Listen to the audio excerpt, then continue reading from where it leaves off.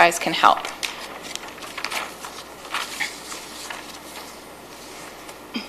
So I'm going to turn the floor over to my colleague Gina, and she's going to give you a little bit more of a personal perspective. Okay, thank you so much, first of all, for having us. I am a very special scenario. I work at Canadian Blood Services, but I do have a personal story as well, and I hope it'll really touch you and urge you to, spread the word about blood donation. So when I had my interview with Canadian Blood Services almost 6 years ago, my story was that I received blood when I was 5 years old, and so I would make an exceptional recruiter because I truly believed in what I was recruiting for. Little did I know that 1.5 years later, I would have another story and another reason to feel good about telling others to donate.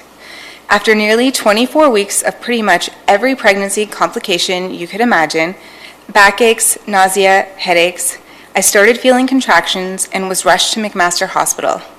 4 days later, on January 1st, 2013, I gave birth to our son at 24.5 weeks pregnant, 4 months early, weighing just 1.5 pounds. Babies born earlier than 26 weeks are referred to as micropreemies, and as you can imagine, I did have pictures here. It's not working. It's okay. As you can imagine, Michael was just a tiny little thing that barely fit into the palm of our hands. At a few weeks old, my husband could fit his wedding ring around Michael's ankle. And we went through it all: infections, breathing problems, eye problems, a brain bleed, and 2 minor surgeries, what felt like the longest 4 months of our lives. At just 2 weeks old, Michael had his first infection, which was one of the scariest moments of our entire journey.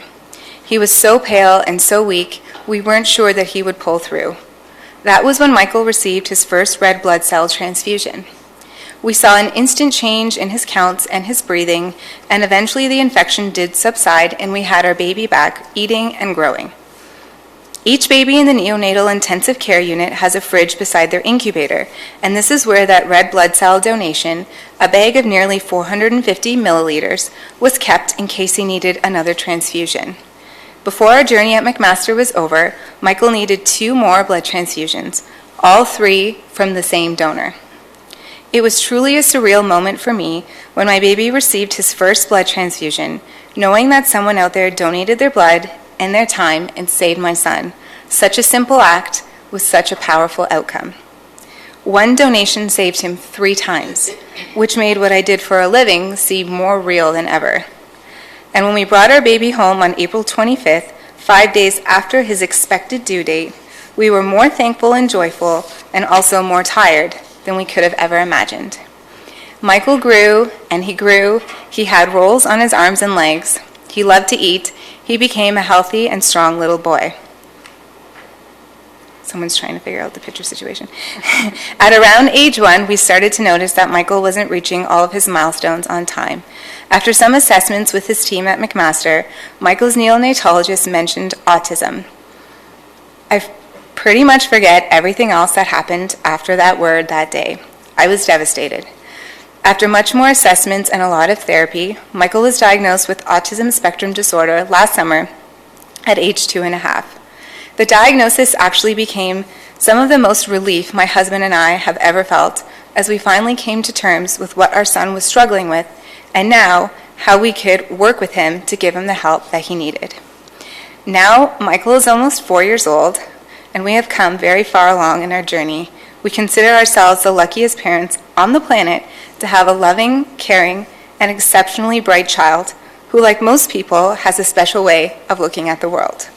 If I had the opportunity to meet the person who donated blood and saved our son, I would thank them 1,000,000 times, not only for giving me the greatest blessing of my life, my baby who's taught me so much, but also for allowing me to become the person that I am today, a strong and often outspoken mom who now takes absolutely nothing for granted. Working at Canadian Blood Services allows me to share both of my stories to remind everyone I meet that if it wasn't for blood donors like you, both me and my son would not be here today. If you have never donated, please consider giving the gift of life if you can. As you can see, just 1 hour can truly make an impact. Thank you. So, as you can see, the need for blood is constant. It happens every day through many different things. So some facts about blood donation for you. Approximately every minute of every day, somebody in Canada needs blood. In fact, according to a recent poll, 52% of Canadians say they or a family have needed blood or blood products. So it could be somebody like Michael, it could be somebody going through a trauma. The basic eligibility for blood donation is you have to be at least 17 years of age, 110 pounds, you have to have identification with you to donate blood. You have to wait 56 days from your last donation if you're a male, and coming as December 10th, you have to wait 84 days since your last blood donation if you are a female. The day of donation, you have to be in general good health and feeling well. You can have no tattoos or piercings in the last 6 months, and no travel outside of North America or Europe in the last 21 days due to the Zika risk. There are also eligibility restrictions that I'm not going to go over today, and if anybody is interested, you just need to call 1-888 to donate and speak with a nurse. So we've already shared, your donation can touch so many lives. Heart surgery can be up to 5 donors, a car crash can be up to 50, and I actually have a personal friend who was in a horrific car accident who used 72 blood donations. So that's 72 different people just to save her life. Why we're here today is to talk about the need for blood locally. So weekly in Ontario, we need over 7,200 blood donations. Average in Kitchener-Waterloo, we need 368 blood donors every week, and on average, we receive about 317. So you can see the gap that we've had this year, and every year we lose about 40% of our donor base. The time of year that we have the greatest need for blood is between Christmas and New Year's. This year, we need 480 blood donors. The need for blood stays constant or sometimes increases during that period, but our regular donors don't come in during that time. Many people are busy with holidays or other things going on. So last year, we did only receive 280 blood donations during that week, a shortfall of over 200 blood donations. So that's why we're here today. We're asking for your help to adopt a clinic. And what that means is using your personal and professional networks, either as a city or as a ward or just an individual, to adopt just one day between Christmas and New Year's and promote it and ask people to come in and donate blood on that day and help save lives. It can take 33 phone calls to make one blood donation appointment. But it takes one person asking a friend, and they come in. So more about adopting a clinic and what it can do for you.